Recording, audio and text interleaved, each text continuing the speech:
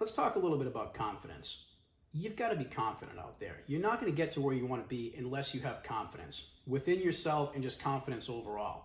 And it's one of the biggest things I see that holds a lot of people back. There's a lot of people out there who are very capable people who can accomplish a lot, but they just don't have confidence for whatever reason. Now look, like all these things that I talk about here in these videos, they're not easy things to learn, okay? And they're even harder to basically develop the skills over time. And confidence is certainly one of those things. Confidence takes an awful long time to develop, okay? There's a lot of practicing confidence. There's a lot of faking it until you make it, until you really become confident within yourself. All right, but the bottom line is that you need to develop confidence, and in particular self-confidence. Now, one of the biggest things that I see that holds people back in confidence is people really don't have a clear idea of who they are, okay? They don't have a clear idea of what they stand for, all right? What they're about in life, what their priorities are, okay? Call it what it is. As crazy as it sounds, they don't really know themselves. Stop and think about this. Ask yourself these questions right now. Who are you? What do you stand for, right? Can you clearly figure that out and articulate it, communicate it right off the top of your head? Okay, and chances are you might not be able to. You may have to think about it a little bit, right? But there's a lot of people out there that they don't really know who they are. So my point being is, if you don't know who you are, how are you going to develop confidence, let alone self-confidence, if you don't really have an idea of what your identity is, what you stand for, and what you're about? And the only way that you figure that out is kind of just by doing a lot of sort of introspective thinking, right? A lot of times too, we're so consumed nowadays with wanting to go out and socialize, do this and that, which I'm not saying that's a bad thing, okay? But we spend so much time doing this, that, or the other thing that we don't spend a lot of time focusing on ourselves.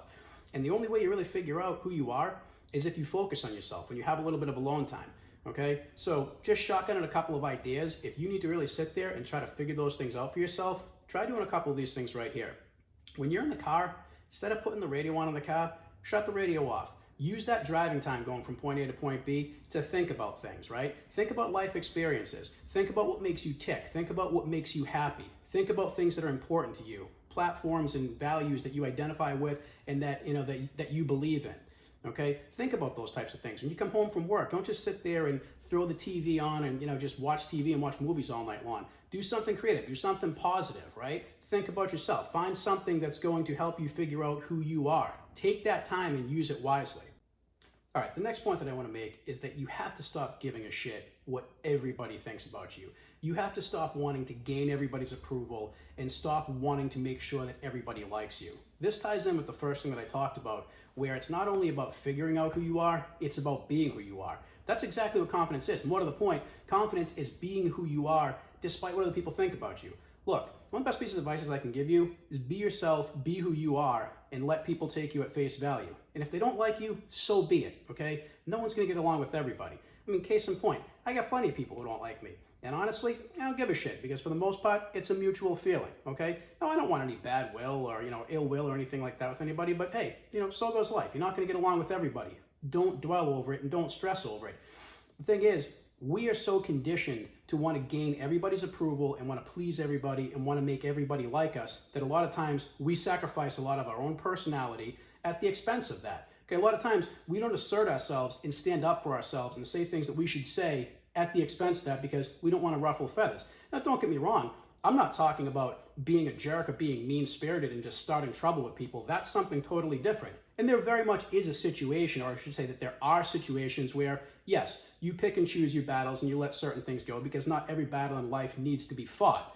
But oftentimes, we don't fight the battles even that we should because we don't want to ruffle feathers. Well, you know what? You can't be like that. That is sacrificing your personality, and it's also a sign that you don't have the confidence that you need to have. Second thing with confidence is oftentimes people measure themselves against very unrealistic and unfair standards, okay? Most notably in the form of TV, media, and different things. And I've talked about this for a long time, okay? The difference between Hollywood versus reality. What I'm really referring to in that is that you turn on the TV, you watch movies, you watch TV shows, whatever, okay? Things are depicted to be a certain way. Things are depicted in such a way that, they're very glamorous, very provocative, very appealing, right? To the point where, you sort of get taken in by that, right? You become a little bit enamored and you want to achieve that. You want to basically be at that level. So what do? You subconsciously start to measure yourself up to that level. I use James Bond as an arbitrary example. Quick little sidebar on that one. Daniel Craig, great James Bond. But I gotta say, I think Connery has the slight edge on him still. Now look, maybe that's just me being the old soul that I am, I don't know, but I do think Connery was just a touch more charismatic. But due respect to Daniel Craig though, great James Bond. Anyway, exit sidebar, let's get back on point. James Bond is a great example of this, okay? What guy out there, again, excuse me ladies, I know I use a lot of masculine examples in this over here, and I'll try to come up with some more feminine ones if I can here in some of these other videos, but just in keeping with this, what guy out there wouldn't want to be James Bond? You know, here's this guy who's tall, handsome, extremely well-spoken, charismatic, he's in insane physical shape, he's worldly, he's sophisticated, he's cultured, he speaks who knows how many world languages, and what's he do? He always, in dramatic fashion, takes down the bad guy, gets the girl, and rides off into the sunset at the end of the movie. Yeah, what guy wouldn't want to do that? I mean, sure, that's a lot to live up to. I'd love to be that, right? But the thing is, so many people look at that, they want to emulate that, and they think that if they measure up to anything short of that, that they must be a loser in life. And you're not. Because the thing is, that's Hollywood. That's not reality. So, second bullet point here, when we're talking about confidence, is stop measuring yourself by unrealistic, unfair standards, particularly in the form of media. And I'll even add to that social media. And look, I think we're all guilty at times of being small-time Facebook heroes, but I'm talking about the people who are hardcore Facebook heroes out there who eat, sleep, and breathe it, who 24/7 are out there posting pictures of this, that, and the other thing, promoting what an amazing time they're having and all these awesome things. You know, I mean, look, they may be great people. I'm not putting them down or anything like that. But what, do you really think that their lives are perfect? This is another watered down form of how you're measuring yourself up against something that's unrealistic, okay? Don't get caught up in the noise, okay? Focus on you. Stop measuring yourself against not only unfair and unrealistic standards, but impossible ones like the ones that we're talking about. Don't get caught in the noise of that.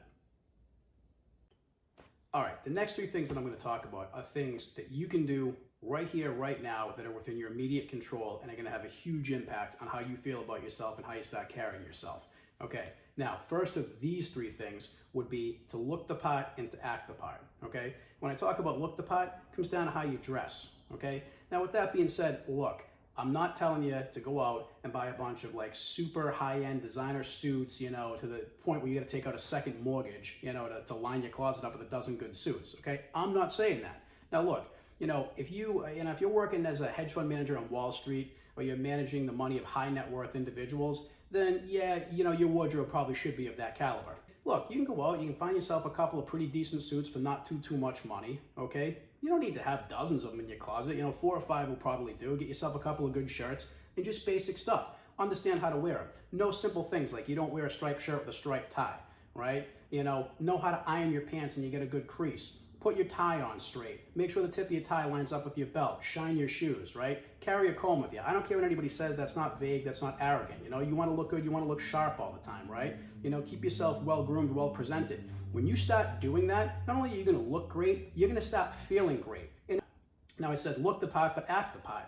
Here's the other thing. Start studying people you know who are not only successful people, but confident people. Look at their mannerisms. Look at the way that they talk. Look at their body language, their posture, how they carry themselves. Pay attention to those details, right? Start emulating that, and I guarantee you, if you start emulating that, you'll eventually start feeling that. In conjunction with the way you look, wow. I mean, it's going to have a big impact, believe me when I tell you. Because right off the bat, you're going to start feeling better about yourself based upon how you know you look, how you feel you look, and how you're carrying yourself. Next thing that you want to do is get yourself into good physical shape. And I know I've talked about this before in other videos, and I won't say too much about this. How you go about getting yourself into physical shape in terms of the workout regimen and the diet that you think is best for you, that's up to you to decide. Physically getting yourself into good shape does something to you mentally. When you have a couple of good weeks at the gym, not only does your body feel good, your mind starts to feel good. And you know what? It takes a while to see results. Don't quit if you don't see results within the first few weeks. Understand that it is going to take some amount of time. You'll start feeling good sooner than later. You may not notice the results. Be patient. That's the big thing.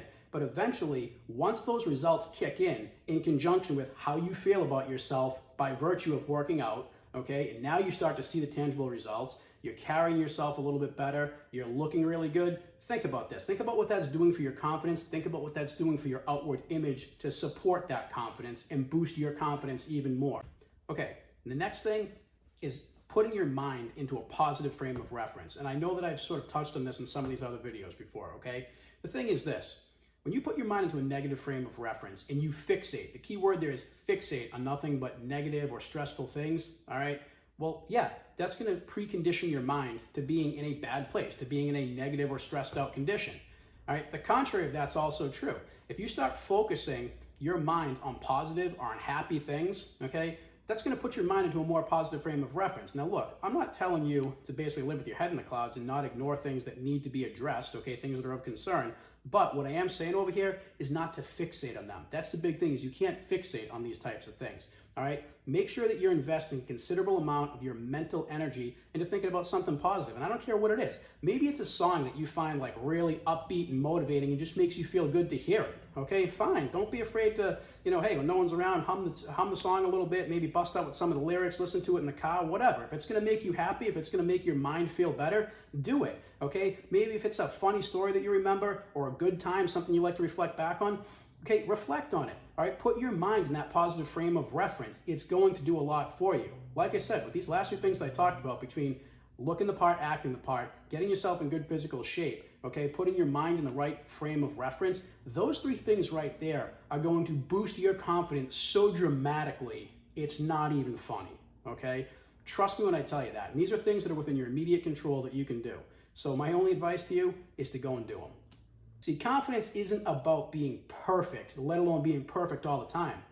Confidence is about knowing that you're capable and that you are capable of whatever you need to do at any given time, okay? And if that doesn't demonstrate it, man, I can't think of anything that really doesn't. But again, in closing, these are the things that you got to do to learn how to be confident, all right? Confidence is going to take you a long way. Just looking and acting the part of a confident individual is going to have a big impact on you being able to achieve the goals that you want to achieve and starting to win at life. So take what I said, think about it, but most importantly, start acting on it. All right. Anyway, thanks for tuning in. Life by Z. Until next time, make sure you hit that like and subscribe button.